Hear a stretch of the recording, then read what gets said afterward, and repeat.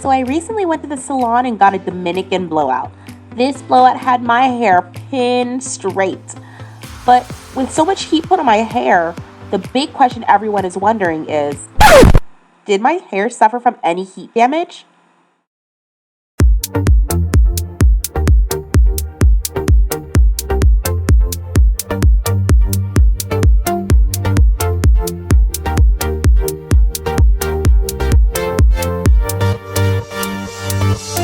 So as you can see, I did not get any heat damage, which, praise God, I was literally praying for because there was so much heat on my hair.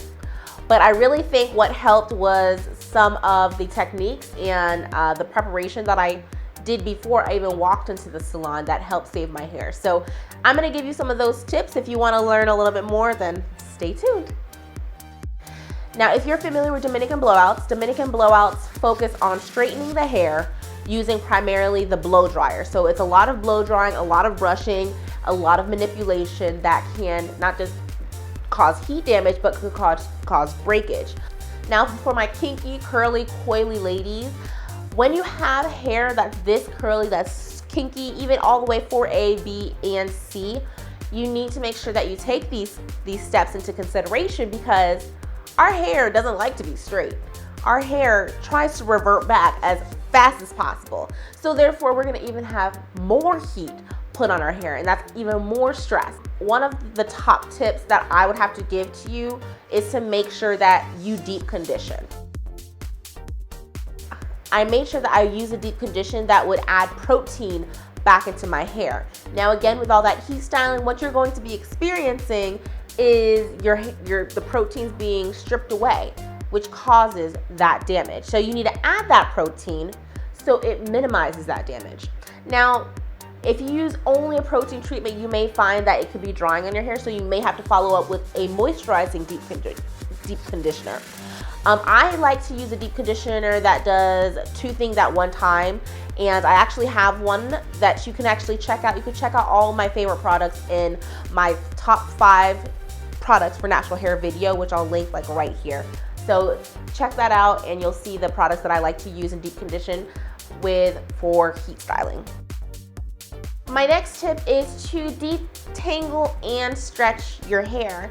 Now, when you go into a salon, many stylists don't work with our type of hair, so they may not know how to deal with our hair. Yes, they went to cosmetology school, but that doesn't mean that they know how to work with our hair.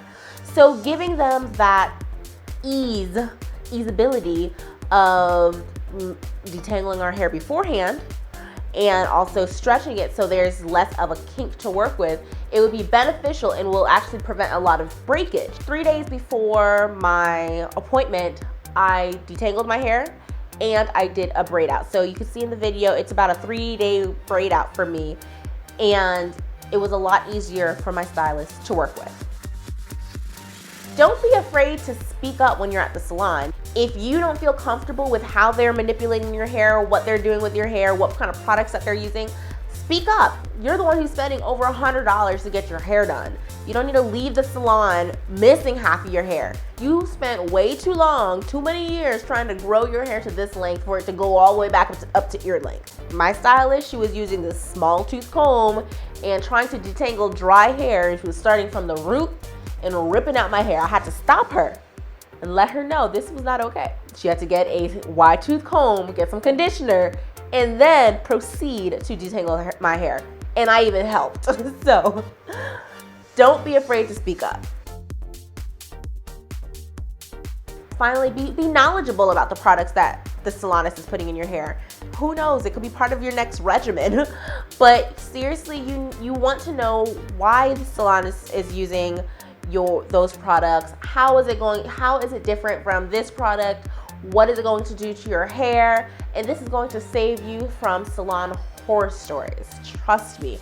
I've seen and heard way too many stories about how naturalistas go into the salon and then they leave with a perm because they didn't know what products were being used on their hair. So make sure you know what exactly the salonist is doing and be knowledgeable. Anyways, those are my tips, and that's how I prepared my hair before I walked into the salon.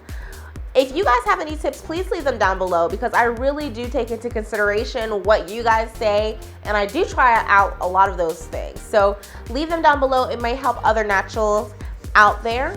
Anyways, that's all I have for you guys today. If you liked the video, this kind of video, please give me a thumbs up, and I will see you next time. Bye.